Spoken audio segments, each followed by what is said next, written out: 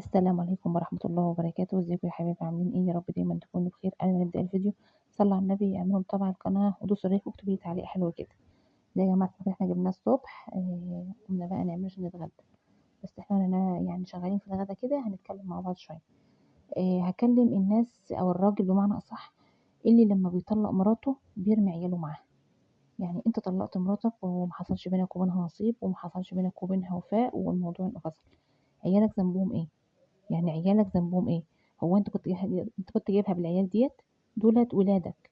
البهدله ليهم وقله القيمه ليهم والمرمطه ليهم والكلام الوحش هم اللي بيسمعوه وكل حاجه ليهم، هم الضحيه. على فكره هي مش ضحيه، يعني هي خلاص هي هتشوف حياتها وقاعده في بيت ابوها، هتشوف حياتها مع شخص تاني او هم اللي بيحاسبوا على المشاريب بمعنى اصح.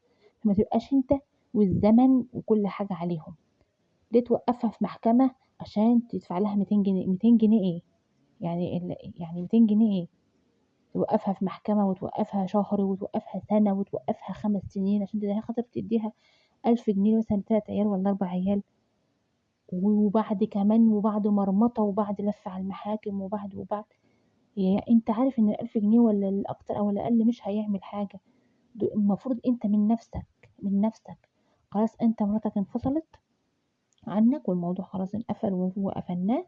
انا المفروض اجيب عيالي بيتي ويروحوا يزوروا مامتهم، او لو هم عند مامتهم تبقى طلباتهم كلها مجابه. عرفت ان ابني تعبان اروح اخد ابني اكشف عليه واجيب له علاجه وابعته عن تاني عند امه. عرفت ان ابني داخل عليه مدرسه اخد ابني اجيب له لبس المدرسه والكتب والحاجات بتاعته وارجعه تاني عند والدته ايا كان. انما كده يا جماعه ما ينفعش. الواحد بيشوف والله العظيم حالات تقطع القلب، يفضلوا يعملوا قعدات ويجيبوا ناس ومحامين راحوا عشان خاطر ايه؟ دول ذنبهم ايه؟ ليه؟ عشان هي يعني انت لما انت ما انتش قد المسؤوليه وما انتش هتعمل كده ما تبقاش تتنيل من الاول وتتجوز بقى تقعد في بيتك. ما هيش لعبه عيال، هي ما كنتش جايبه فرختين والموضوع باظ وهرمي الفرختين واعوم، ما ينفعش. ما انتش قد المسؤوليه يا ابن الناس من الاول ما تتجوز. انا بتجوز مراتي او انا بتجوز جوزي، انا ما اعرفش حياتنا هتمشي ازاي، انا ما اعرفش حياتنا هتمشي ازاي.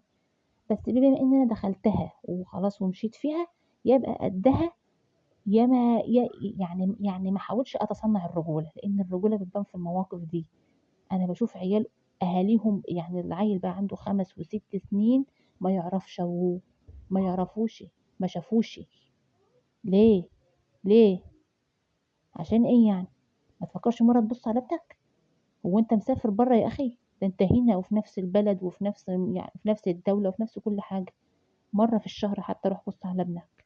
روح شوفه محتاج إيه، تعبان، جعان، كويس، عنده مشكلة، اسمع ابنك أو بنتك. دول ولادك على فكرة، مش ولادها لوحدها.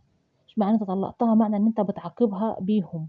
هو ده مش عقاب ليها، هي حاجة ما بتتعاقبش، هي قاعدة في بيت أبوها قاعدة آكلة شاربة نايمة.